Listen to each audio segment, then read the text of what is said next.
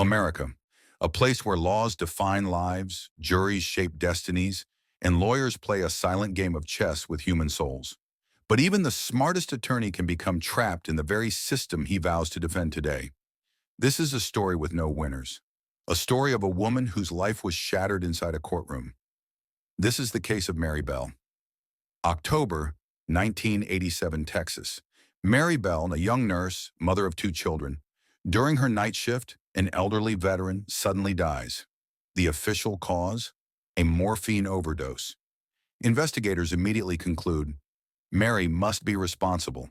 The prosecutor sees an opportunity to advance his career. On the other side, a quiet, overworked public defender named Jack Carter. Later he would say, "I knew this was a battle against the wind, but I couldn't walk away." The media brands her the angel of death. Reporters and co-workers whisper rumors with no evidence to support them. Carter fights back. He requests additional lab tests, independent toxicology reviews, but the court rejects every motion. During the trial, the prosecutor theatrically points at Mary and declares, "This woman took a veteran's life." Calmly, Carter replies, "Then show us the proof. Where is the evidence of a crime?" But the jury isn't listening. They're not seeing the facts. They're only seeing her face. The verdict hits like a hammer: guilty. 25 years in prison. Carter lowers his head. He didn't lose. He simply ran out of time. 5 years later, new medical tests proved the morphine could have entered the patient's system naturally. But for Mary, it's too late. She has already spent 6 years behind bars, without her family, without hope, without a name. She is released, but never truly exonerated.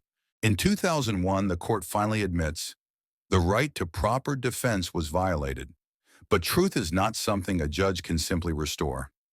Jack Carter leaves the legal world behind. He opens a small bookstore in Austin. In an interview, he says, "Court isn't about truth. It's about persuasion. I just wasn't loud enough." Mary Bell lives quietly, far from reporters. Her case becomes a subject in law schools, a lesson on how justice can fail. In America, there's a saying, better to let 10 guilty men go free than to convict one innocent. But reality often chooses convenience over truth. Mary Bell and Jack Carter are not heroes. They're reminders that the law does not always equal justice. Every time a judge strikes the gavel, someone, somewhere, loses their chance to be heard. In our next episode, the case where the lawyer won but lost his conscience. Mary Bell walked out of prison a free woman, but freedom felt like a borrowed jacket. It didn't fit. It wasn't hers. 6 years behind bars had carved shadows under her eyes. Her children hardly recognized her. Her husband had already moved on, and the world didn't care about the truth. They only remembered the headlines. She tried to rebuild her life, one grocery receipt at a time. New apartment, new job, new silence. But even in silence, the system echoed. Jack Carter, her former attorney, wasn't doing much better. He spent his days surrounded by the smell of old books, sitting behind a wooden counter at Carter's Pages, a tiny bookstore tucked between a coffee shop and a place that sold vinyl records nobody played anymore. He looked like a man who'd talked too long with ghosts, and they argued better than he ever could. Sometimes young law students came to interview him, wide-eyed, fresh notebooks, full of justice and caffeine. They'd ask, "Mr. Carter, do you regret taking the Mary Bell case?" Jack always gave the same half smile. "Regret? No. But I learned something. The courtroom isn't a church of truth. It's a theater, and I'm not much of an actor." Fast forward to 2004.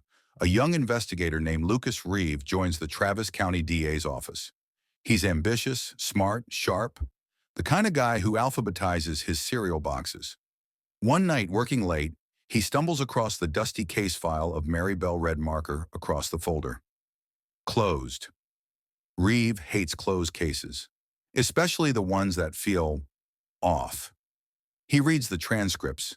He listens to the old tape recordings. He sees the inconsistencies. No fingerprints, no motive, no toxicology confirmation. He mutters, "How the hell did this ever go to trial?" And then, like any good Gen Z mozg's Wi-Fi, on the Chennai Kapat.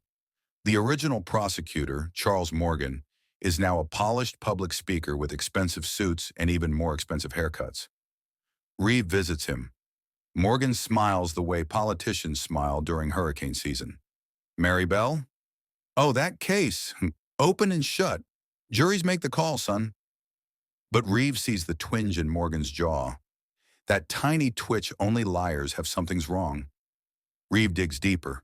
He uncovers a memo, an internal memo, written by a forensic technician back in 1987. It clearly stated, morphine levels, inconclusive natural absorption cannot be ruled out.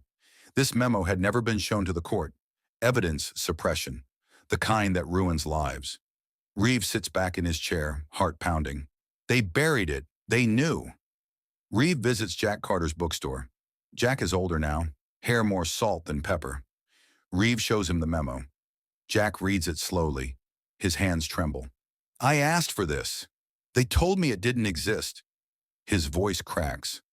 The kind of crack you don't hear from men unless they've carried a mountain for decades. Reeve says quietly, we can reopen the case.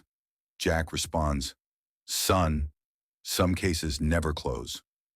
Mary Bell is tired of whispers, tired of being that woman, tired of the system using her name like a cautionary tale.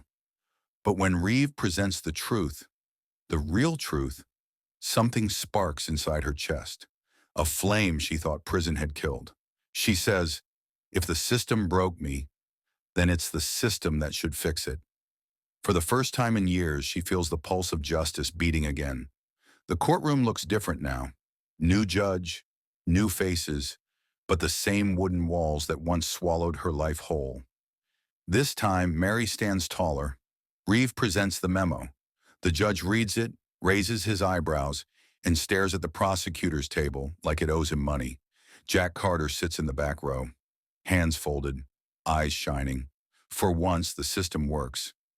Mary Bell is officially, legally, publicly exonerated, and the courtroom, that monster that once devoured her, finally breathes out something like mercy. After the hearing, Jack approaches her.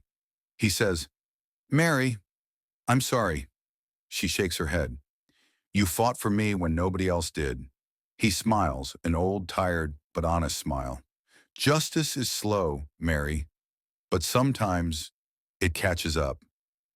Mary looks at the courthouse for the last time, not with fear, not with anger, but with a quiet, stubborn hope. In America, justice isn't a straight line. It's a maze, a chess match, a storm.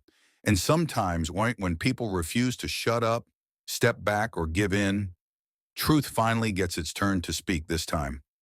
Someone listened.